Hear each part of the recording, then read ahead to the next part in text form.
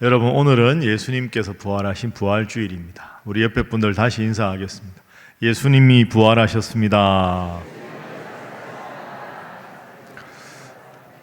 여러분, 예수님이 부활하신 날은 기쁜 날입니까? 네. 왜 기쁜 날입니까? 예수님이 부활하셔서 기쁜 날이다. 그렇습니다.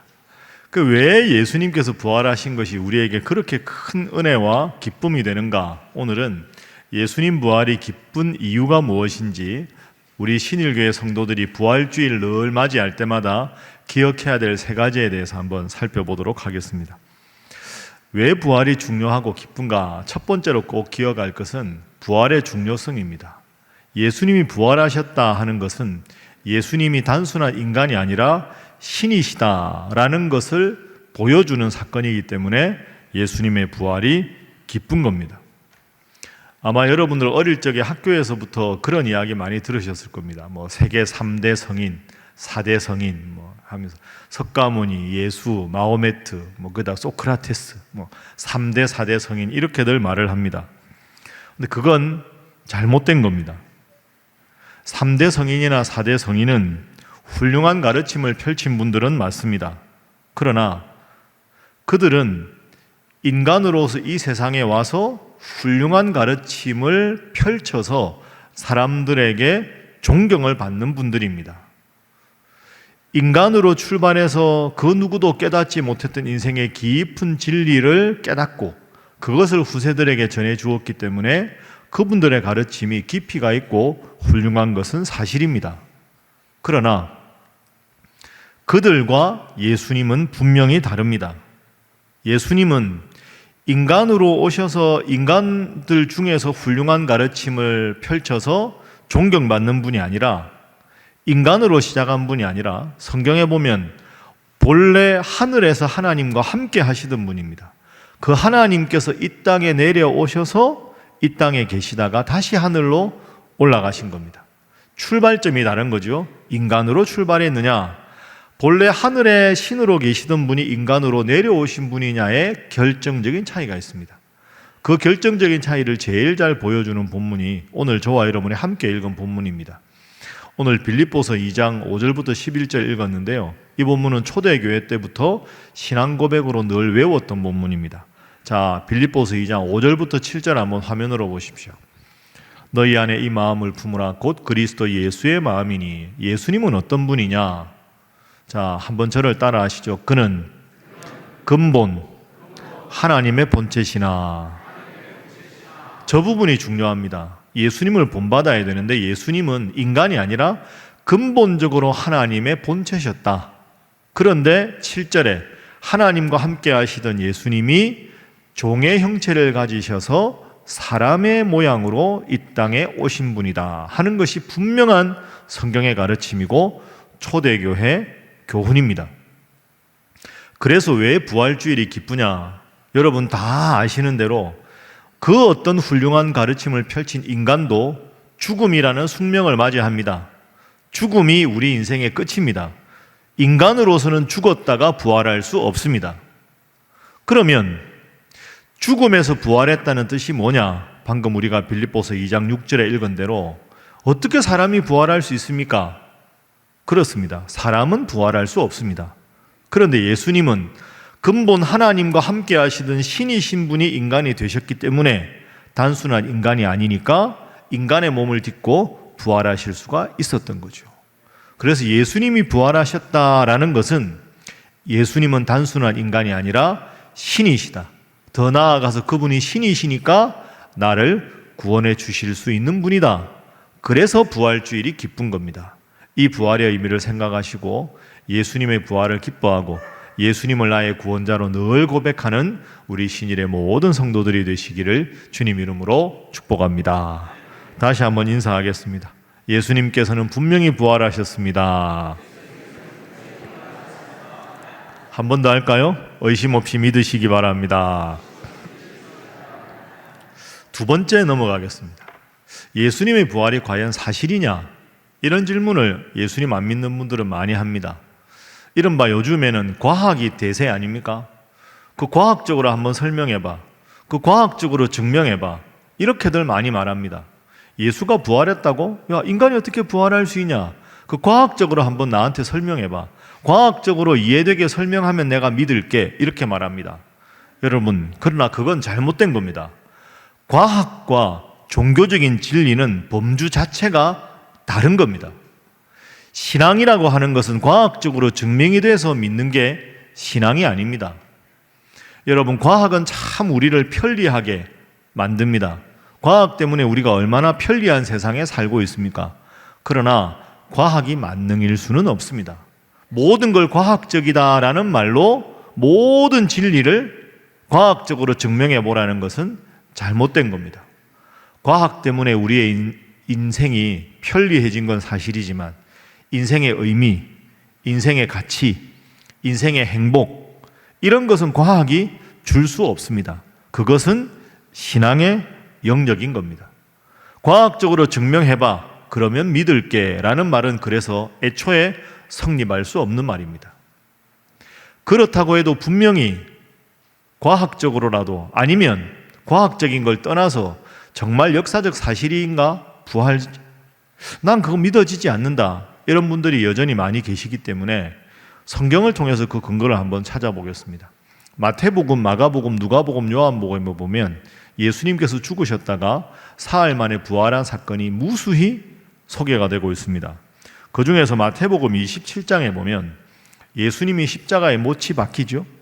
못이 박힌 다음에 이 사람들이 걱정이 많은 겁니다.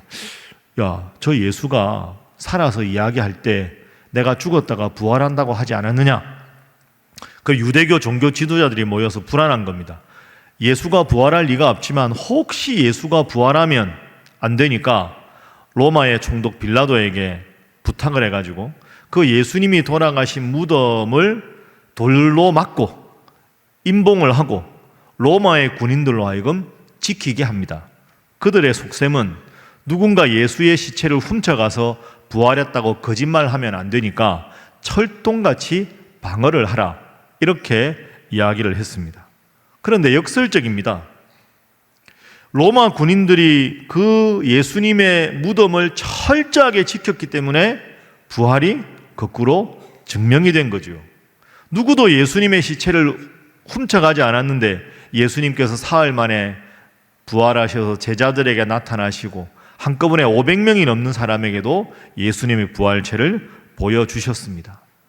그래서 예수의 부활을 의심하던 사람들이 무덤을 막았기 때문에 역설적으로 아무도 예수님의 시신을 탈취하지 않았기 때문에 예수님의 부활의 모습을 보았을 때 그 예수님의 부활을 믿을 수밖에 없었던 거지요. 그리고 여러분이 상식적으로 한번 생각해 보십시오. 초대교회 그 많은 성도들이 예수님의 부활을 목격했기에 목숨 걸고 예수님을 믿었지, 예수님이 부활하지도 않았는데 거짓으로 부활했다는 말 때문에 수많은 사람들이 예수님을 위해서 또 예수님을 믿는다는 이유로 순교를 당했겠습니까? 그래서 한 역사가가 이렇게 말합니다. 제가 한번 읽어보겠습니다. 여러분 화면 보시지요. 초대교회 성도들은 미쳐서 사자굴 속에서도 찬송을 불렀습니까? 아프리카 정글 속에서 죽어가면서도 예수를 외친 사람들은 사기를 당한 것입니까? 서슬이 시푸른 로마의 통치권 속에서 부활이란 날조된 허위 사실을 위해 외치려다가 죽었단 말입니까? 어떻게 거짓을 위해 죽을 수 있습니까? 예수가 살아나신 사건은 모든 것이 사실이기에 저렇게도 힘이 있었습니다. 그렇습니다. 여러분 분명히 마음에 새기셔야 합니다. 예수님의 부활은 예수님의 십자가에 달려 돌아가신 다음에 그를 추모하고 그를 그리워하는 제자들이 잊지도 않은 사실을 꾸며낸 것이 결코 아닙니다. 정반대입니다. 예수님이 부활하셨다는 진리의 사실 때문에 교회가 생긴 것이고, 예수님이 부활하신 역사적 사건 때문에 우리는 예수님의 이름을 온 세상에 전하는 선교를 하게 된 겁니다. 교회가 부활을 지어낸 것이 아니라 예수님의 부활 때문에 교회가 생겨났고 선교가 생겨났고 수많은 순교자가 생겨난 겁니다. 그래서 우리는 성경을 읽을 때마다 마음에 추호도 의심 없이 이렇게 고백할 수 있어야 합니다. 한번 따라해 봅니다. 예수님의 부활은 분명한 역사적 사건이다. 여러분 믿습니까? 두 가지 기억하십시오. 예수님이 부활하신 이유는 본래 신이셨기 때문에 부활하신 것이다. 그리고 성경을 자세히 읽어보아도 예수님의 부활은 역사적 사실이고 그 부활 때문에 교회가 탄생되었다. 이것을 꼭 기억하시고 그저 부활절, 그저 부활주일, 그저 기쁜 날이 아니라 이 사실을 분명히 믿고 의심하지 않아서 내 인생에 가장 감사하고 기쁜 날이 부활주일이 되는, 그렇게 고백하는 우리 신일의 모든 성도들이 되시기를 주님 이름으로 축복합니다. 다시 한번 인사하겠습니다. 이날을 기뻐하시기 바랍니다. 이제 마지막 한 가지를 정리하겠습니다. 예수님의 부활을 믿는 우리가 오늘 어떻게 살아야 할 것인가 하는 겁니다. 부활은 그 옛날에 예수님이 부활하신 것이지만 그 사실을 오늘 우리가 2000년 후에 믿으면서는 날마다 희망을 품고 살아가는 것이 필요합니다. 한번 따라해 보실까요? 날마다 희망을 품고 살아야 한다. 그렇습니다. 이 부활을 너무 소극적으로 이해해서 예수님 죽으셨다가 부활하셨다, 그럼 나도 언젠가는 죽으면 부활하겠네. 여러분 그거 틀린 거 아닙니다. 맞습니다. 그러나 그렇게만 생각하는 건 부활신앙을 너무너무 소극적으로 이해하는 겁니다. 부활은 예수님 죽으셨다가 부활하셨으니 나도 죽으면 부활하겠지, 그건 언제 있을지 모르는 장래일 아닙니까? 그게 아닙니다. 예수님의 십자가와 예수님의 부활을 믿는 성도는 매일매일의 삶이 달라져야 합니다. 예수님이 십자가에 죽으셨으니 나도 내 마음대로 죄짓고 내 욕심대로 사는 모든 죄악된 삶을 예수님 십자가에 못 박히셨듯이 다 십자가에 못 박고 살아가는 것, 그게 중요한 겁니다. 예수님의 부활을 믿으면 부활이 뭡니까? 죽음이라고 하는 절대 절망을 이긴 것이 부활입니다. 그러니까 내가 오늘 부활을 믿기 때문에 내 인생이 아무리 힘들고 아무리 답답하고 아무리 힘들어도, 그래, 죽음이라는 절대 절망을 딛고 예수님 부활하셨으니 나도 내 인생 지금 답답하고 힘들어도 예수님의 부활을 믿으니 부활신앙으로 날마다 희망을 품고 살아야 하겠다. 이것이 예수님의 부활을 잘 믿는 성도의 모습입니다. 예수님이 십자가에 죽으셨던 것 기억하면서 내 인생에 죄된 모든 부족한 부분들을 예수님 십자가에 못 박이셨듯이 다 말살해내고, 예수님 부활하셨듯이 절대 절망을 이기고 부활하셨듯이 오늘 내 인생이 힘들고 어려워도 희망을 품고 하나님 앞에 기도하고 살아가는 것, 그것이 부활신앙을 믿는 우리 성도들의 모습입니다. 맑고 밝게, 하나님 앞에서는 겸손하게, 세상 앞에서는 부활을 믿는 신앙인답게 당당하게 항상 마음속에 소망을 품고 항상 기뻐하고 쉬지 말고 기도하고 범사에 감사하는 우리 신일의 모든 성도들이 되시기를 주님 이름으로 축복합니다. 저는 웃으면서 설교하는데 여러분 왜 이렇게 얼굴이 굳어 있습니까? 다시 한번 옆에 분들과 인사하겠습니다. 예수님 부활하셨습니다. 마지막으로 이렇게 인사하겠습니다. 부활의 소망으로 날마다 승리하시기 바랍니다. 자, 오늘 하루 예수님 부활을 생각하면서 감사와 기쁨으로, 또 오늘 하루뿐 아니라 오늘을 기점으로 앞으로도 늘 소망을 품고 희망을 품고 감사하며 살아가는 우리 신일의 모든 성도들이 되시기를 주님 이름으로 축복합니다. 기도하겠습니다. 사랑의 하나님, 우리 예수님께서 부활하신 이 기쁜 소식을 저희로 하여금 깨닫게 해주셔서 감사합니다. 주님, 저희도 우리 예수님처럼 언젠가 죽음을 맞이해도 부활할 것을 분명히 믿게 하여 주옵소서. 또한 부활이 신앙생활의 목적이라 생각하며 나만 천국 가면 된다는 이기적인 생각을 내려놓게 하시고, 오늘 비록 나도 힘들고 어려운 삶을 살아가지만 늘 주님의 부활을 믿는 신앙인답게 희망을 품고 감사하며 기도하며 살아가는 성도들 되게 하여 주옵소서. 주님, 또한 나보다 힘들고 어려운 이웃들을 돌아보며 함께 사랑하며 주님 이름 전하며 살아가는 우리 신일의 복된 성도들이 되게 하여 주옵소서. 믿고 감사하며 예수님 이름으로 축복하며 기도하옵나이다.